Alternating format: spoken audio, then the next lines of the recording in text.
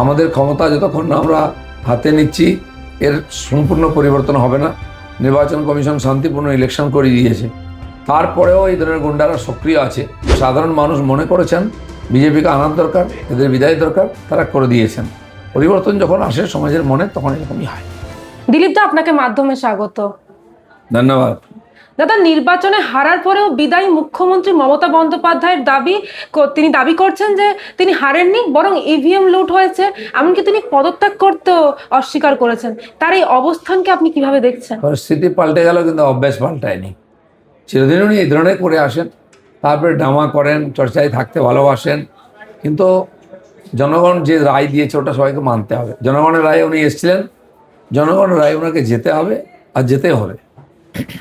দাদা, শুভেন্দু অধিকারীর ছায়াসঙ্গী চন্দ্রনাথ রথ, তাকে প্রকাশ্যে রাস্তায় খুন করা হলো। আপনারা বলছেন যে এটা বাংলাদেশি মডেল বা ডিপ স্টেটের কাজ। ক্ষমতায় আসার শুরুতেই এই ধরনের রক্তক্ষয়ী পরিস্থিতি আপনারা কিভাবে গত মোকাবেলা কয়েকদিন ধরে করবেন? হিংসা চলছে, আমাদের কয়েকজন কর্মীকে হত্যা করা হয়েছে। মমতা ব্যানার্জি ড্রামা করে যাচ্ছেন, পুলিশ প্রশাসন ড্রামা দেখছে। আমাদের ক্ষমতা যতক্ষণ না আমরা হাতে নিচ্ছি এর সম্পূর্ণ পরিবর্তন হবে না। নির্বাচন কমিশন শান্তিপূর্ণ ইলেকশন করে দিয়েছে, তারপরেও এই ধরনের গুন্ডারা সক্রিয় আছে। পুলিশের দায়িত্ব এগুলোকে ঠিক করা, খুব সক্রিয় হয়ে ইনফরমেশন নিয়ে এগুলোকে আটকানো দরকার, নাহলে আরো গণ্ডগোল হবে। বিজেপি 200-র বেশি আসন নিয়ে ক্ষমতায় আসছে, কিন্তু রাজ্যের আইন শৃঙ্খলা পরিস্থিতি এখন অত্যন্ত উত্তপ্ত। পুলিশ প্রশাসনের প্রতি সাধারণ মানুষের আস্থা ফেরাতে আপনাদের প্রথম পদক্ষেপ কি হবে? এই পুলিশই সমস্ত ঠিক করবে। ক্ষমতায় খালি দায়িত্ব গ্রহণ করতে দিন আমাদেরকে, কারণ পুলিশও জানে কোনো মালিক নেই, গুন্ডারও জানে কোনো ভয় নেই, তাই এইসব করে বেড়াচ্ছে। এবারে নির্বাচনে সংখ্যালঘু ভোট ব্যাংক ব্যাপকভাবে ভেঙেছে এবং বিজেপি অনেক মুসলিম অধ্যুষিত এলাকায় অনেক ভালো ফল করেছে। এটাকে আপনি কিভাবে দেখছেন? অনেকে বলতো যে 100 সিট তো আপনার কোনো সুযোগ নেই, 194টায় লড়ুন। তাহলে সে 100 সিট কোথায় গেল? বাকিরা জেতা উচিত ছিল। এই ধরনের কোনো হিসাব চলে না গণতন্ত্রে।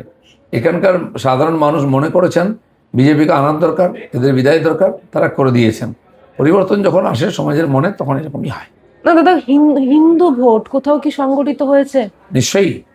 গতবার হয়তো 55% পেয়েছিলাম, এবারে আরও 10-15% বেশি পেয়েছি আমরা। কারণ হিন্দুরা ভয়ের মধ্যে আছে। মুর্শিদাবাদ থেকে মালদায় পালাতে হচ্ছে তাদেরকে, এলাকা খালি হয়ে যাচ্ছে, জমিবাড়ি দখল হয়ে যাচ্ছে। বাংলাদেশেও ভয়ঙ্কর অবস্থা, তাই তারা একজোট হয়েছেন এবং তারা পরিবর্তন করেছেন। দাদা, এই যে জয়, এটাকে কি মোদিজির সবকা সাথ সবকা বিকাশের জয় বলবেন? মোদিজির নেতৃত্বের উপরই ভরসা সবারই আছে। আর পশ্চিমবাংলার মানুষ সবাইকে সুযোগ দিয়েছেন, বাংলাকে তারা পিছিয়ে নিয়ে চলে যায়। তারা একবার বিজেপিকে সুযোগ দিয়েছেন যাতে আমরা করে দেখাতে পারি, আর সেটা করে দেখাবো। আগামী দিনে পশ্চিমবঙ্গের রাজনীতিতে আপনি কিভাবে দেখছেন, মানে রাজনীতিকে আপনি কিভাবে দেখছেন? রাজনীতি পাল্টেছে, পশ্চিমবঙ্গ পাল্টাবে, মানুষ পরিবর্তন চাইছে। আমরা দেখেছি অন্যান্য রাজ্যে বিজেপি একবার ক্ষমতায় এলে বারবার ফিরে আসছে। পশ্চিমবঙ্গেও কি সেরকম আশা করছেন? মোদিজি বলেছেন 5 বছরের জন্য আমাদেরকে পশ্চিমবঙ্গকে দিন, আমরা পাল্টে দেবো। আমরাও বলি যে একবার আমাদের দায়িত্ব দিন, পরের বার আমরা ভোট চাইতে আসবো না, আমাদের কাজ দেখে আপনারাই ভোট দেবেন। এটা বিজেপি বলতে পারে এবং এটা করে দেখাবো আমরা। দাদা, এই যে আমরা দেখলাম হচ্ছে অখিলেশ যাদব, মানে ইন্ডি জোটের একজন জোট সঙ্গী, মমতা বন্দ্যোপাধ্যায়ের বাড়িতে এলেন এবং বললেন আপনি হারেননি। সান্ত্বনা দিতে এসছেন। ওনারও কিছু করেন নেই, এনারা কিছু করেন নাই, দুজনে বসে কালীঘাটেতে ভগবানের নাম করুন। অভিষেক বন্দ্যোপাধ্যায়কে পাশে নিয়ে প্রেস করলেন তিনি এবং বলছেন যে লোকতন্ত্রের কথা বলছেন, ভোট লুটের কথা বলছেন। পশ্চিমবাংলায় লোকতন্ত্র বলে কিছু ছিল? তাহলে এত খুন খারাপই হয় কেন? এত সেন্ট্রাল ফোর্স আসে কেন? এত হিংসা কেন হয়? সেটা আবার ফিরে আসলে লোকে দেখতে পাবে, সেই জন্য লোকেরা ভোট দিয়েছে। লোকতন্ত্র প্রতিষ্ঠিত করারই আমাদের কাজ, যেখানে আমরা জিতেছি সেটা করেছি। ইউপির কথাও তিনি বলছেন। ইউপিতে গণতন্ত্র আছে বলে লোক আজকে বুক ফুলিয়ে ঘুরে বেড়াচ্ছে। আজ ওনার এই গুরুত্ব নাই, কারণ জঙ্গল রাজ ছিল, এখানেও মহা জঙ্গল রাজ, এটাকে পাল্টাবো আমরা। সান্ত্বনা দিতে এসছেন? সান্ত্বনা দিতে এসছেন, যে গ্লিসারিন লাগিয়ে দুজন বসে কাঁদুন, আর কিছু করার নেই।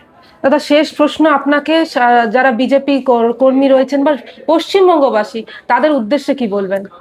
পশ্চিমবঙ্গবাসী বিজেপির উপর ভরসা করেছেন, সেই ভরসার মূল্য আমরা দেবো। নরেন্দ্র মোদীর উপর ভরসা করেছেন, তিনিও 5 বছর চেয়েছিলেন। সেই 5 বছরের মধ্যে বাংলাকে আমরা পাল্টাবো। হাজার হাজার, মানে লক্ষ লক্ষ ছেলে বাংলা ছেড়ে চলে গেছে, তারা ফিরে এসে পশ্চিমবাংলাতেই থাকবে, এখানকার উন্নয়নে হাত লাগাবে, সেরকম পরিবেশ তৈরি। নারী নিরাপত্তা, নারী নিরাপত্তা থেকে শিক্ষা, স্বাস্থ্য সব কিছু শুধরাবে, কেউ ভয়ে ভয়ে থাকবে না এখানে।